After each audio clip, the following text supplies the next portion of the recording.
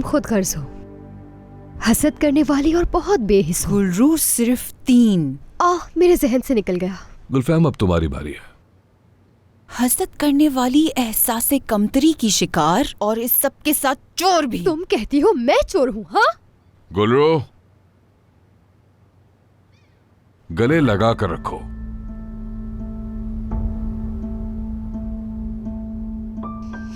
तुमने मेरा डिजाइन चोरी किया था और तुम मेरी जिंदगी चुराने के पीछे लगी हुई हो।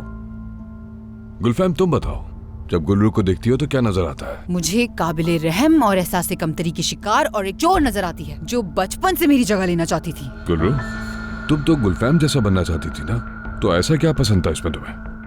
अब कुछ भी नहीं। तो फिर क्यों बनना चाहती थी इसकी तरह? वो एक गलती थी मेरे बचपन की और कुछ नहीं। यही एक वजह है कि ये मेरे पीछे पड़ी हुई है, जिस पर गुलफहम सिपाही बनने की एक धुन सवार थी और हमेशा मुझे देखकर एहसासे कमतरी का शिकार रही। पहले उमर की वजह से और फिर मेरे भाई की कमजोरी की वजह से मेरी जिंदगी का मरकज बन गई। हाँ, मैं तुम्हारी जिंदगी का मरकज बन गई, लेकिन उमर या जिहान की वजह से नहीं, तुम्हारी बदनीयती की वजह से। मैं तुम्हें बताती हूँ कि जब मैं तुम्हें देखती हूँ तो मुझे क्या नजर आता है। एक ऐसा दिल नजर आता है जो बदनीयती की वजह से जल चुका है। अगर मेरे दिल में बदनीयती है तो तुम भी कोई फरिश्ता नहीं हो गुलरू। मेरी नफरत में तुम इतनी अंधी हो गई हो कि तुम्हें कुछ नजर ही नहीं आता, यहाँ तक कि अपने अंदर की तारीकी भी नहीं देख पा रही। ये है अना, वो अना जिससे ये सब शुरू हुआ। तुम मेरी उस अना की बात कर रही हो जिसके लिए तुम्हें अपनी रूह बेचनी पड़ी? मैं बताती हूँ इस सब की शुरुआत कहाँ से हुई है। छोटी लड़की, तुम्हारी एहसासे कमतरी से। गुलफहम सिपाही बनने का तुम्हारा वो ख्वाब जिसे तुम कभी पूरा नहीं कर सकती थी। जितना चाहे तुम मुझे कुर्बानी का बकरा बनाओ गुलरू, लेकिन इस एहसासे कमतरी से बाहर नहीं आ सकती। तुमने अपनी जिंदगी में एक से बढ़कर एक घटिया काम किए हैं गुलफहम, और इस सब के बाद भी तुम खुद को मजलूम समझती हो, है ना? माफ कीजिएगा लेकिन मैं मजीद नहीं कर सकती। जिहान, मैंने अपनी तरफ से पूरी कोशिश।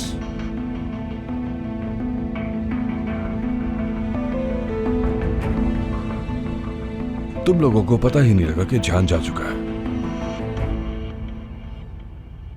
थेरेपी खत्म हो चुकी है, तुम दोनों जा सकती हो।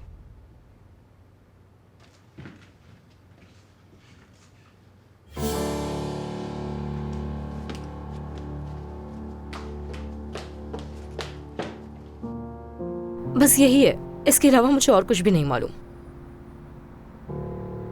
चिचक, तुम शुरू से तनर को यह कहती आई हो तुम्हें किसी बात पर शक है, तो क्या बता सकती हो वो क्या बात है? इस तरह मुझे फैसला करने में आसानी होगी। मुझे नहीं मालूम उमर भाई, गुलरू आपा कोई ना कोई बात छुपा रही हैं। मुझे इस बात का पूरा यकीन है, और अब जब मैं यूंजा की बातों को सबसे जोड़ती हूँ तो एक ही नतीजा निकलता है।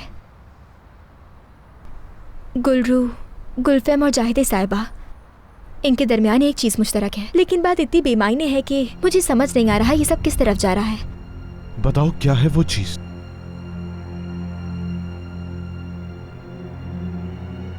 मेरे बाबा।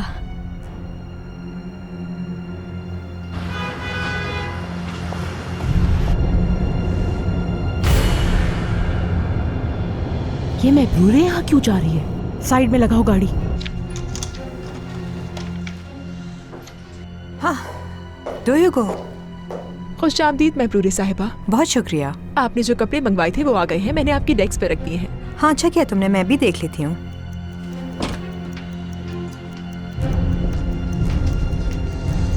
महबूरे, तुम यहाँ पर क्या करने के लिए आई हो?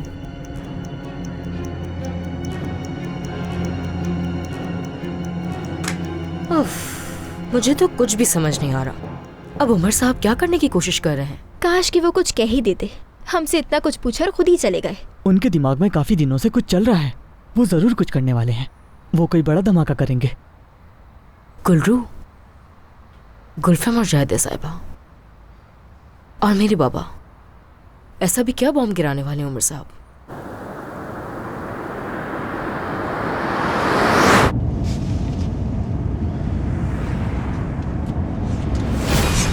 उमर, अगर तुम्हारी अम्मी को मौका मिलता ना तो वो इस गुनाह पर पर्दा डालने से पहले एक बार भी नहीं सोचती।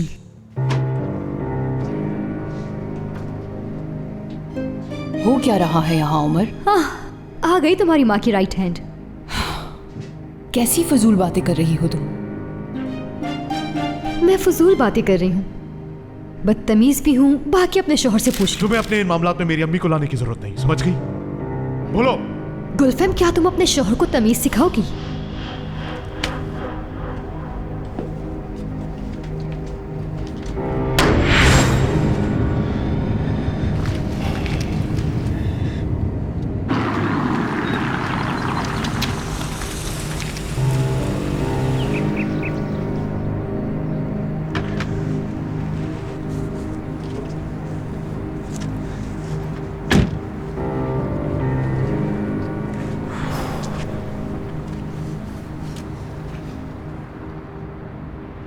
इंसाफ हो गया जाहिदा साहिबा? गुलरू। आपा, इसकी जरूरत नहीं है। लेकिन अभी आपकी सजा खत्म नहीं हुई। क्या मतलब हुआ इसका? ये क्या कह रही हो तुम इनसे? आपा, यकीनन अदालत में आपको आपके किए की सजा नहीं मिलेगी, लेकिन कुदरत का इंसाफ हो रहा है और आपने इसकी कीमत चुकाना शुरू कर दी है। बात को ज्यादा घुमाओ मत, सीधा सीधा बताओ बात क्या है। मैं तुमसे बात कर रहा हूँ। आपा रुक जाओ, जाने दो उसे उमर, ये सही वक्त नहीं है बात करने का। उमर, तुम्हारा ये हर बात पर बिला वजह शक करना मुझे समझ में नहीं आ रहा। मेरा मतलब जाहिदे और मेरे खिलाफ उस लड़की के पास ऐसा क्या है जो हम खौफजदा होंगे? हम तीनों के दरमियान ऐसी कोई बात हो ही नहीं सकती। वो गुलरू मक्कार लड़की सिर्फ बातें बना रही है, हम सबको परेशान करना चाहती है और इसके अलावा कुछ नहीं। और तुम हर बार उसके बिछाए हुए जाल में फंस जाते हो।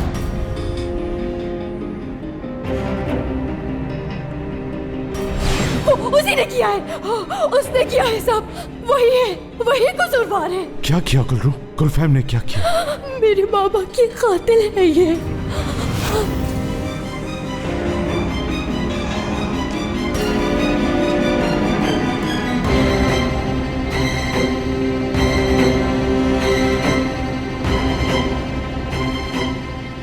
ये सब आज खत्म हो जाएगा, लेकिन कैसे? हेलो गुल्रू, कहाँ हो तुम? जितना जल्दी हो सके यहाँ आ जाओ। शर्म आनी चाहिए तुम्हें महबूरे। अब समझ में आया, रोजाना सुबह सुबह तुम चहलकदमी या शॉपिंग का बहाना करके यहाँ पर आती हो। वहाँ हो क्या रहा है? कैसी आवाजें हैं ये? देखो तो जरा, अब तुम में भी कितनी हिम्मत आ गई है। क्या गुजर रही है मुझ पर तुम्हें यहाँ खड़ा देख के? तुम आओगी तो खुद देख लोगी, यहाँ मामला बहुत बिगड़ गया है। ठीक है, बस अब अपना बैग उठाओ और यहाँ से चलो। तुम्हें ये मामूली सा काम करने की कोई जरूरत नहीं है, चलो यहाँ से। मेरे लिए ये मामूली काम नहीं है जायदे साहिबा।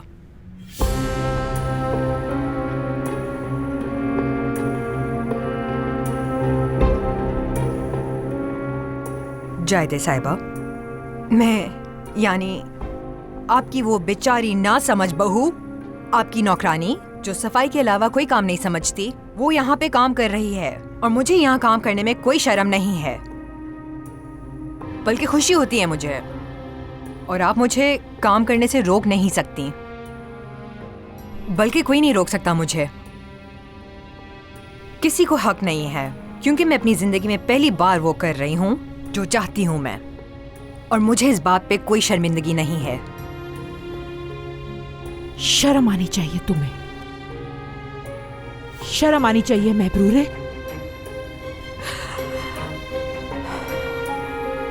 महबूरे साहिबा, आप ठीक है ना? ठीक हूँ मैं। क्या जानती हो तुम, जिंदगी में पहली बार दिल की बात की है।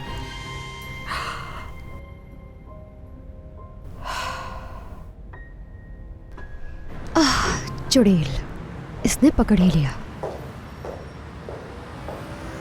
अच्छा सरप्राइज है। असल सरप्राइज तो अंदर मौजूद है। सही कहा, महबूरे साहिबा बहुत हुनरमंद है और सलाई भी कमाल करती है। तुम्हारी तकरीर सुनने के लिए नहीं खड़ी हुई मैं, अपनी छोटी बहू के पास जा रही है। अफसोस है, आपकी बड़ी बहू आपके लिए जो कुछ भी कर ले, मगर आपकी नजरों में कभी भी अच्छी नहीं बन सकी बेचारी। लेकिन मैं सोच रही हूँ कि क्या आपको मालूम है कि गुलफिम क्या छुपा रही है आपसे? खौफ आपकी आंखों में साफ साफ नजर आ रहा है। अच्छा है, कम से कम आप गुलफिम की तरह बेखौफ तो नहीं है। अच्छा, तो तुम जाहिदे साहिबा, गुलफेम बेवकूफ बना रही है आपको, और मुझे सब कुछ मालूम है। अब पुरसुकून हो जाए। क्या हो रहा है आपको? ये मत सोचे कि मैं आप पर एक लम्हे के लिए भी रहम करूंगी। मैं नहीं करूंगी, क्योंकि जब आपने मेरे बाबा को वो तस्वीरें दिखाकर मुझे और अपने बेटे को अलग करने के लिए जब जाल बिछा रही थी, तो आपने बिल्कुल भी रहम नहीं किया था मुझ पर। आपकी इस हरकत की वजह से मेरे पापा हमें छोड़कर चले गए।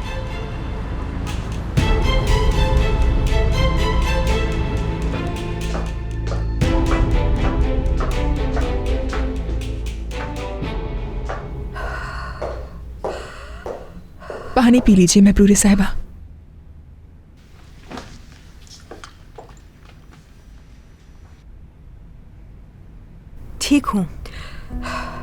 ठीक हूँ मैं। खुशी के मारे कांप रही हूँ मैं। मैंने ये कैसे कर लिया आखिर? यानी मैंने जाहिदे साहिबा को कैसे उनके सामने मना कर दिया? उनकी आंखों में आंखें डाल के बात की मैंने।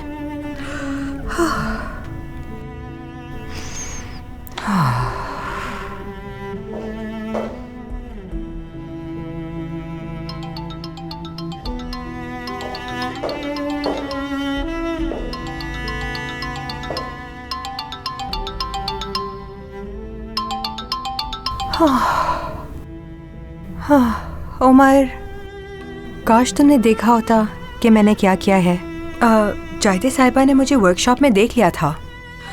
अब हम कुछ नहीं कर पाएंगे, हमारे हाथ से सब कुछ निकल गया, सारे रास्ते बंद हो गए। अब मैं तुम्हारी मदद नहीं कर पाऊंगी। क्या हुआ भाभी, आप ठीक तो हैं?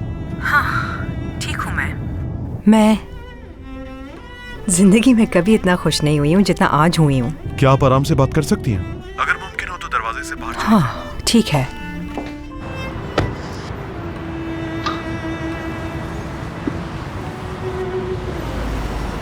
उमर, जाहिदे साहिबा गुल्लू से बात कर रही हैं। मामला ठीक नहीं लग रहा, कुछ ना कुछ गड़बड़ है। देखिए भाभी, मेरी बात गौर से सुने, पुरसुकून हो जाएं और खुद को संभालें। आपको बस एक आखिरी काम करना है। ठीक है। तुम कब से जानती हो ये बात? उमर का फोन अब भी मसरूफ है। गुलफेम से पूछिए, अपनी दुल्हन से पूछे ना, अपने क्राइम पार्टनर से पूछिए। पूछे कि वो कब से आपको बेवकूफ बना रही है। जाहिदे, तुम ठीक तो हो ना? क्या कहा है तुमने इसे? तुमसे पूछ रही हूँ गुलरू। तुम ठीक हो ना? क्या कहा उस शैतान ने तुमसे जाहिदे? तुम तो मेरी दोस्त थी गुलफैन। जाहिदे,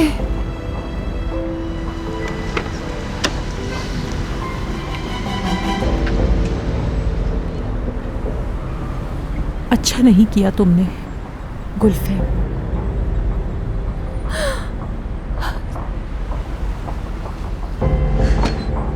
जाहिदे,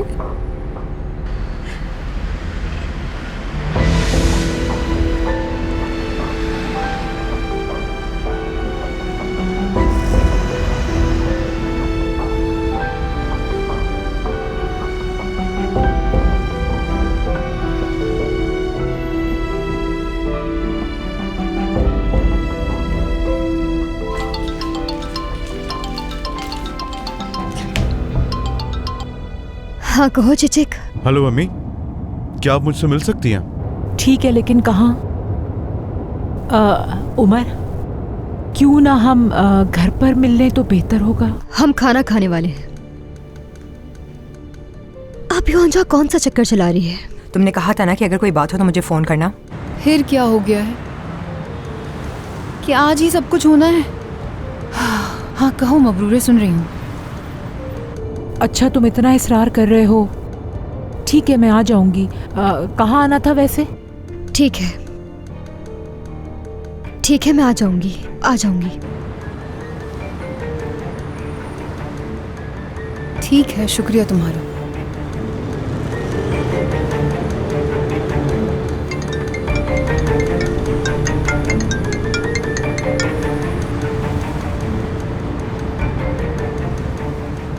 उमर, कहाँ थे तुम? कब से फोन कर रही हूँ तुम्हें। मैं ड्राइव कर रहा हूँ गुलफैम, बात नहीं कर सकता अभी। ठीक है, मैं ज्यादा बात नहीं करूंगी। बस ये कहना चाहती थी कि आज रात का खाना हम बाहर खा सकते हैं, अगर तुम्हें एतराज ना हो। ठीक है, मुझे कोई एतराज नहीं, मैं तुम्हें मैसेज कर दूंगा। ठीक है, मैं तुम्हारे मैसेज का इंतजार करूंगी। खुदा हाफिज।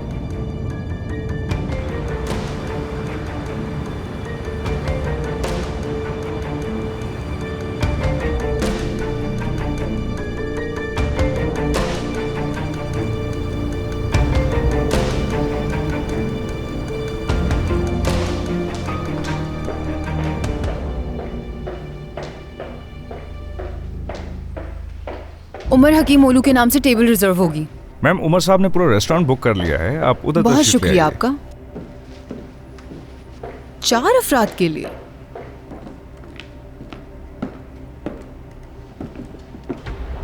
आप तशरीफ रखिए। खुश आमदीद। खुश आमदीद, आइए।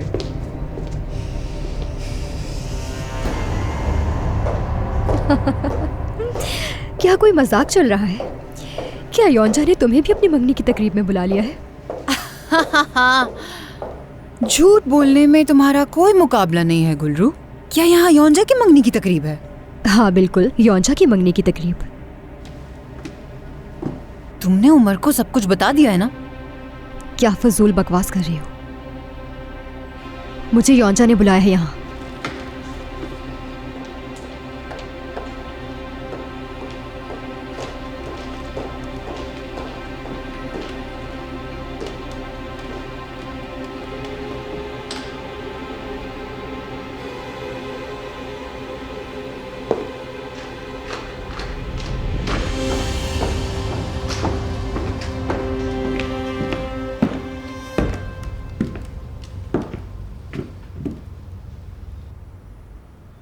तुम दोनों यहाँ पर क्या कर रही हो? क्या यही वो जाल था जो तुम बिछाने वाली थी, जिसके बारे में मैब्रूरे ने बताया था मुझे? मैब्रूरे ने? मैं तो उमर से मिलने आई हूँ यहाँ।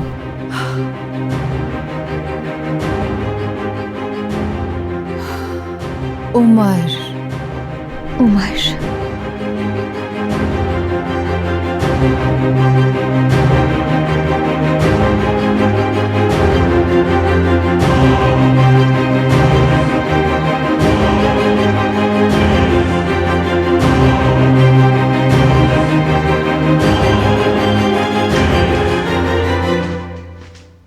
तो आ गए आप सब।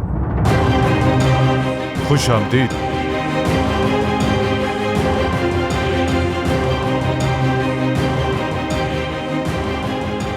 आज की रात बहुत ही खास है। आप दोनों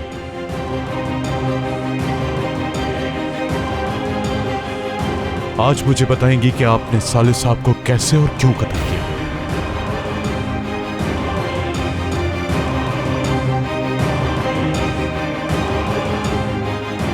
गुलरू, और तुम मुझे बताओगी कि तुमने ये इंतकाम का खेल कैसे खेला।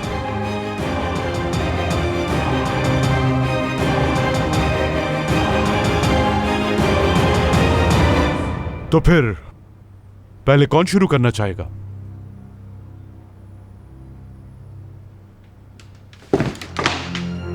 रुक जाइए अम्मी, अभी तो हमारी बात शुरू भी नहीं हुई। बैठिए। गुल्लू, तुम आओ, यहां बैठो।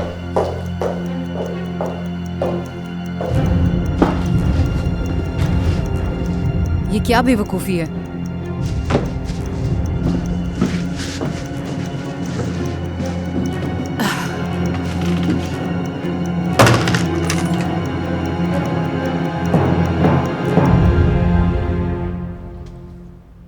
मैं तुमसे कह चुकी हूं कि तुम गलत फहमी का शिकार हो गुलरू।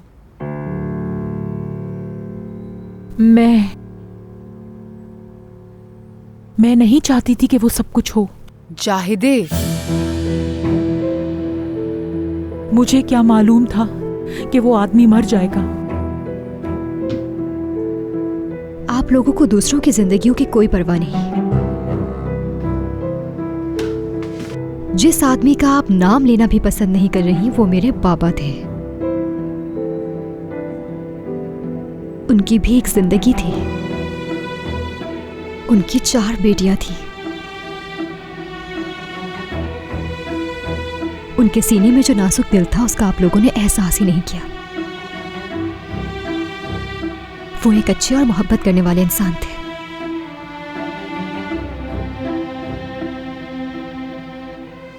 लेकिन आप लोगों को उसकी कोई परवाह नहीं थी। और आखिर होती भी क्यों? क्योंकि उनका आपसे कोई रिश्ता ही नहीं था। हम तुम्हारे बाबा को मारना नहीं चाहते थे गुलरू।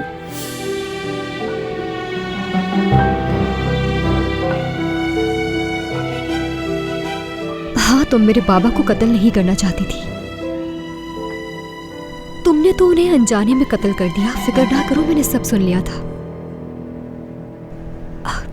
जाहिदा साहिबा ने क्या कहा था?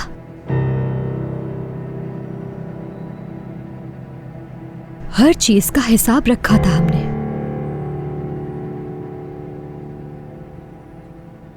बस साले साहब के थके हुए दिल का हिसाब नहीं रख सके।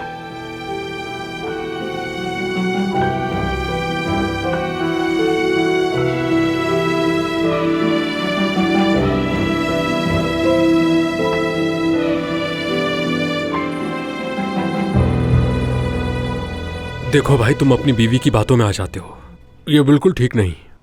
वो खाने के टेबल पर अपने शौहर को अकेला छोड़कर कैसे जा सकती है? ये बिल्कुल मुनासिब नहीं। कोई शक नहीं, हमारा दूल्हा बहुत नर्म मिजाज है, इसी वजह से ऐसा लेकिन अम्मी, इसमें इस बेचारे की क्या गलती है? देखें, इसकी भी अभी शादी हुई है, इसको इतना तजुर्बा नहीं है। देखो मेरे भाई, मुझे शादी का 15 साल का तजुर्बा है। अगर कोई मसला हो तो मुझसे मशवरा लेने आ जाना। देखो, अब हम सब एक ही जगह रहते हैं, एक ही हवेली में रहते हैं, हर वक्त एक दूसरे से मिलते रहते हैं। कुछ भी हो तो मेरे पास आ जाना। एक बड़े भाई की हैसियत से कह रहा हूँ, तुम मुझे अपना उस्ताद मान लो। शादी में तजुर्बा बहुत जरूरी होता है। अगर तुम्हारी बीवी गुस्सा करे तो तुम मुझे आकर बताना, मैं तुम्हें हल बताऊंगा। जिहान, वैसे कब तक आ रही है गुलरू? उसने कुछ भी नहीं कहा था मुझसे। उसने कहा था मैं खुद बात कर लूंगी। चिचिक, दरअसल उन्होंने कहा था कि उन्हें कुछ वक्त लग जाएगा, वो दोएगो के साथ हैं, बस यही। हाँ, उसका काम खत्म होगा तो वो आ जाएगी। औरत की पहली जिम्मेदारी उसका घर और शौहर होता है। मैंने माना कि गुलरू हमारी बेटी है, लेकिन उसका ये सब करना मुझे बिल्कुल पसंद नहीं। मुझे कोई मसला नहीं है मेरी बीवी के काम करने से। दम घुट रहा है मेरा। आपको मालूम है मैं योंजा, जरा मुझे ब्रेड देना तो जल्दी से। चिचिक, मेरी बात सुनो। कितने बजे तुम्हारी गुलरू से बात हुई थी? क्या कहा था उसने? उसका काम खत्म हो गया था? उन्होंने कहा था कि कुछ वक्त लगेगा, बस यही आपा।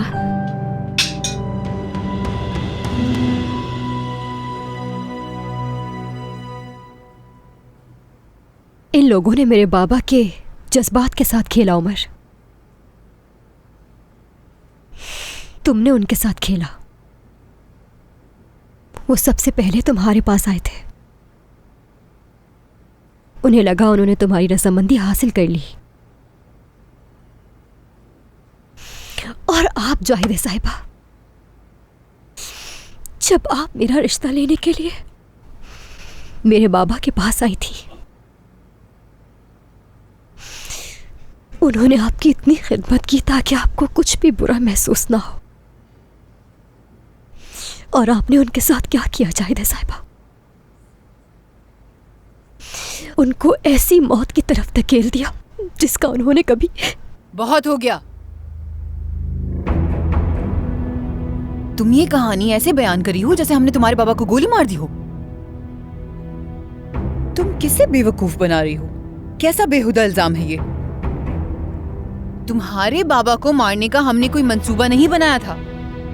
तुम्हारे बाबा दिल का दौरा पड़ने से मरे हैं और तुम जानती हो वजह क्या थी। वो सारी गलतियां तुम्हें या तुम्हारी बहनों को हमने करने पर मजबूर नहीं किया था। हाँ, यकीनन तुमने गोली से नहीं मारा बाबा को। तुमने गोली से नहीं बल्कि उन्हें अजियत से मार डाला।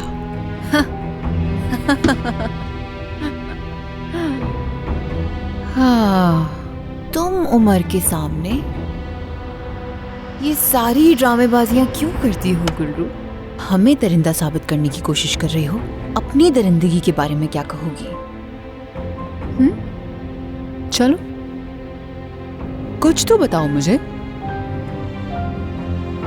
बल्कि नहीं, उमर को बताओ, बेहतर है। क्या तुमने अपने बाबा की मौत का फायदा नहीं उठाया? क्या मैं शुरू से ही तुम्हारा निशाना नहीं थी? उनकी मौत को सीढ़ी बनाकर मुझ तक पहुंची और आज यहाँ बैठकर हमें कातिल और खुद को मासूम कह रही हो गुलरू। तुम्हें नजर नहीं आ रहा कि तुम्हारा खेल खत्म हो चुका है? सब खत्म हो गया है। देखो, उमर हमारे सामने बैठा है और जिहान घर पर इंतजार कर रहा है। सब कुछ खत्म हो चुका। तुम्हारे इस नफीस चेहरे के पीछे एक दरिंदा छुपा है जिसको तुम कभी भी सामने आने ही नहीं देती। और मेरा ख्याल है कि तुम्हें इसे मजबूती से थामे रखना चाहिए, क्योंकि तुम्हारे पास इसके सिवा और कुछ भी नहीं। तुम चाहे कुछ भी कह लो, कुछ भी कर लो, लेकिन तुम कातिल हो मेरे बाबा की। ये एक सच है जो कभी नहीं बदल सकता।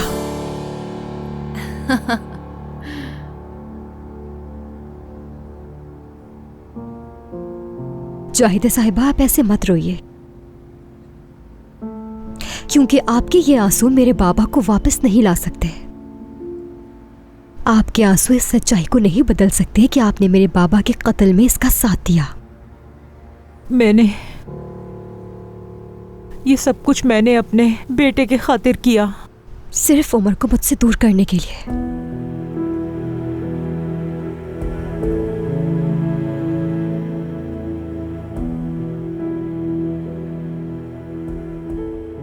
उमर और मैंने अपनी तमाम आजमाइशें पार कर ली थी।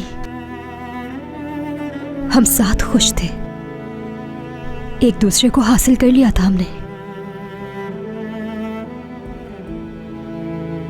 लेकिन आपने कर दिखाया।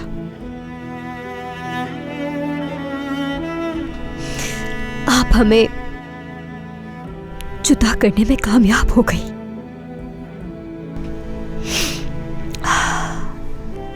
आपकी फतह एक मौत के साथ आई।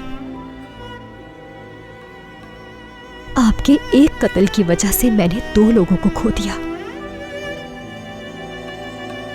बस कर दो, बस कर दो, नहीं होगा बर्दाश्त मुझसे।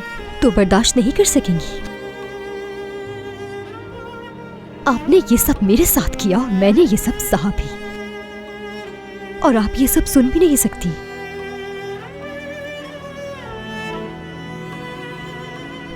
मैंने अपनी जिंदगी के 2 खास लोगों को खोया।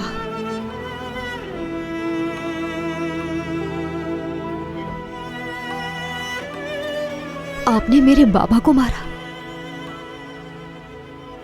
और मैंने तुम्हें मार डाला उमर।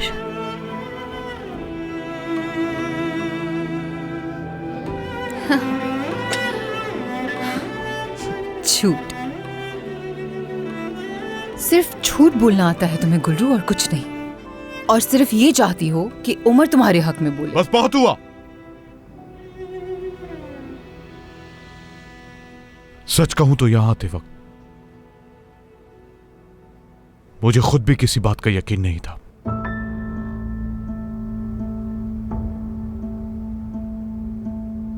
मैं बस उन निशानात के पीछे चलता रहा जो तुम लोग मेरे लिए छोड़ते गए। सुराख मिलते गए और मैं एक ऐसे मकाम तक पहुंच गया जिसका यकीन करना मेरे लिए मुश्किल था। और यहां आते हुए भी मेरे दिल में उम्मीद की एक बहुत छोटी सी किरण नजर आई। मैं सोचता रहा कि मेरी अम्मी, मेरी बीवी ऐसा भयानक काम नहीं कर सकती।